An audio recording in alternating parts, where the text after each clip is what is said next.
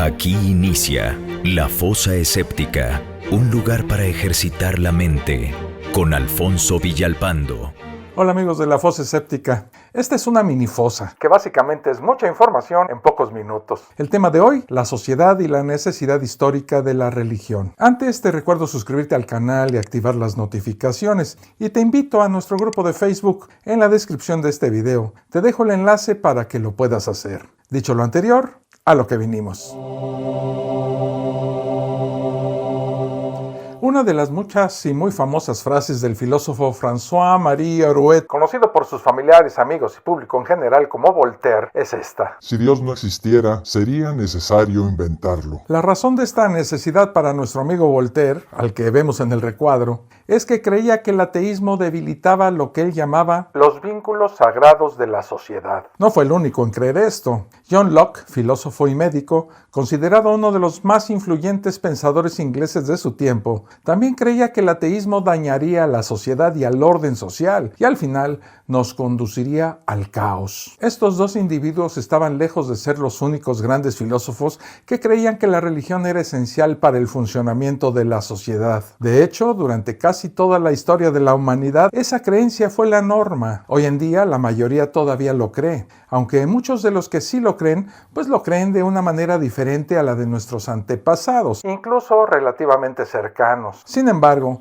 muchos también rechazan la creencia de que la religión es esencial para el funcionamiento de la sociedad. Por mi parte, creo que fue esencial, pues no solo para el funcionamiento de la sociedad, sino también para su creación. Pero su papel no es tan esencial ahora como lo fue en el pasado. Sin embargo, también añadiría que, aunque hoy en día no es tan esencial, todavía tiene un papel de mediana importancia que desempeñar. En general, es en gran medida positivo, aunque hay que reconocerlo. Esto depende de la religión y de la sociedad de las que hablemos en particular. ¿Cómo es posible que un ateo diga que la religión es necesaria? ¿Es que acaso me dejó de llegar el agua al tinaco o ya se me desacomodaron los patitos? Tranquilos, que no es una claudicación a mi ateísmo, y me voy a explicar. Comenzaré señalando que aunque muchos piensan que la religión proporciona valores y ética y es la fuente de ellos, pues no lo es. Sin embargo, lo que sí hace es transmitir los valores y la ética de una sociedad concreta a otros grupos sociales. Cuando se escribieron los textos religiosos, fueron escritos desde la visión y la perspectiva moral de esa sociedad en particular, y tenían como objetivo reforzar y transmitir esos valores. Sin embargo, una vez hecho esto, como parte de la ley de las consecuencias no deseadas, no solo puede reforzar esos valores, sino también desafiarlos, como lo hizo con la esclavitud y los derechos civiles, o cuidar a los pobres. Parte de esto se debe a que la forma en que se entienden esas palabras a lo largo del tiempo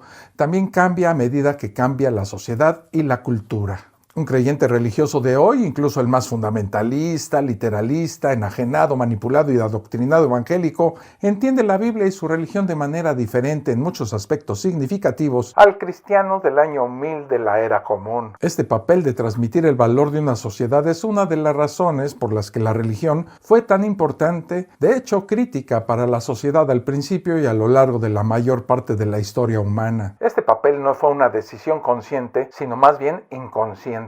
Es el resultado de la historia y las necesidades cambiantes de cada época. Al mismo tiempo de esta transmisión de valores está la creación de una identidad.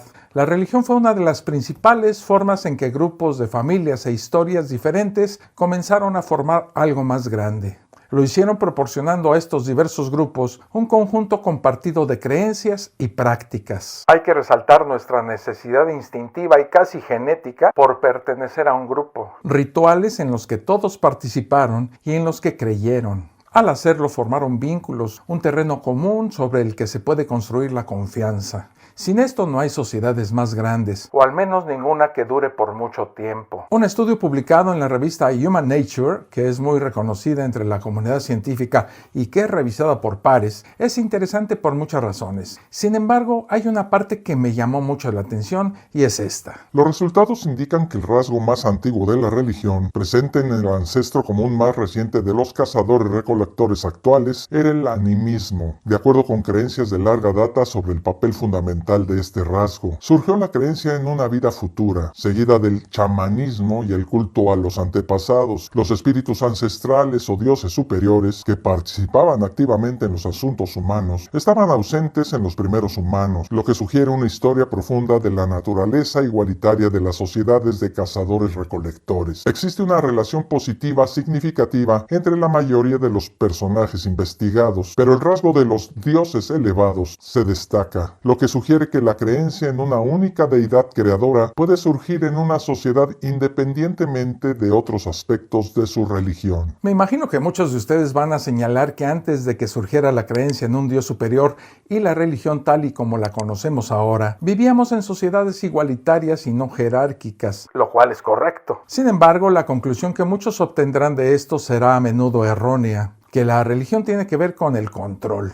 Lo es, pero de una manera necesaria, no de la manera agresiva que muchos lo tienen. Para entender esto, consideremos el estado de la humanidad hace unos 10.000 años. Nuestros antepasados vivían en pequeños grupos de cazadores-recolectores. Eran grupos compuestos y basados en la familia. Formaban grupos de parentesco. Ser igualitario es más fácil cuando estás relacionado con otros miembros del grupo y este grupo es pequeño. Sin embargo, si el grupo crece un poco y agregas personas diferentes a la mezcla, las cosas se vuelven mucho más complejas y desafiantes. La llegada de la agricultura provocó que esto sucediera. En lugar de pequeños grupos de cazadores-recolectores, con el sedentarismo producto de la agricultura, pues se hicieron posibles grupos más grandes. A menudo mediante un aumento natural, es decir, por la reproducción entre ellos mismos, pero también mediante la fusión de diferentes grupos. El desafío que enfrentaron nuestros antepasados consistía entonces en encontrar la forma más adecuada de cómo controlar a estos grupos más grandes. Cómo evitar que se produzcan rivalidades y vendetas, cómo impedir que grupos antagónicos dejen de partirse todo lo que se llama hocico, cómo controlar a la gente y que no se anden repartiendo golpes y mentadas de madre por tener diferentes creencias, cómo hacer que la gente trabaje unida. Y también para sobrevivir, ya que los grupos más grandes tendían a durar más que los pequeños, especialmente cuando hay un conflicto directo. De ahí el crecimiento de la religión como herramienta para formar una nueva identidad más grande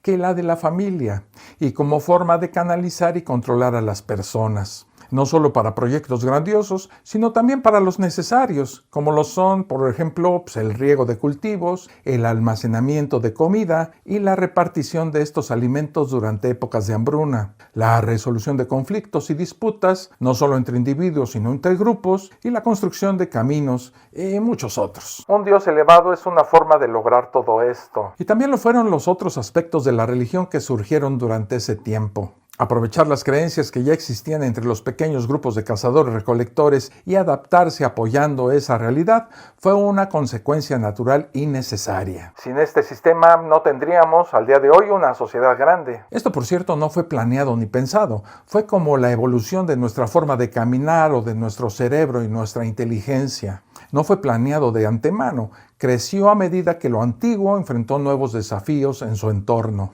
No había ninguna fuerza maquiavélica detrás de todo esto, solo una evolución social. Y así como nuestro caminar y nuestra inteligencia son necesarios para nuestra supervivencia, también lo fue la religión para la supervivencia de las sociedades cada día más grandes. Y siguió siéndolo durante milenios. Hoy en día la religión todavía cumple muchas de sus funciones originales, como lo son preservar y transmitir los valores de la cultura de la que forma parte y, paradójicamente, a menudo desafiarla. Sin embargo, lo que ha cambiado es que hemos tenido sociedades complejas, diversas y grandes durante milenios, y los bordes de muchas de las diferencias, pero no todas, ya se han suavizado, incluso han desaparecido. Sin embargo, es suficiente para que las sociedades puedan sobrevivir sin las religiones. Hemos formado identidades más amplias y hemos establecido otras formas de transmitir valores sociales. De hecho, con la expansión de sociedades, pasando de ser solo una familia a ser todos, la creación de una identidad más amplia y diversa, la religión muchas veces se ha convertido en un peligro.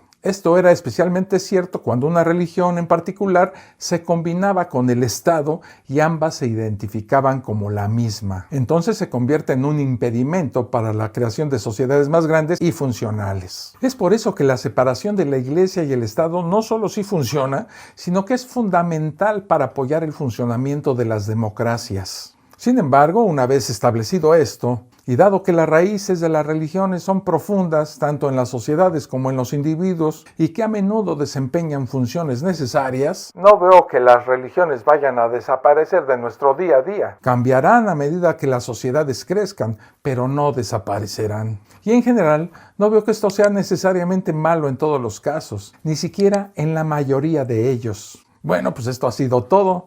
Espero que este video de esta minifosa haya sido de su interés y utilidad. Nos vemos en el próximo. Un abrazo. Esto fue La Fosa Escéptica, un lugar para ejercitar la mente, con Alfonso Villalpando.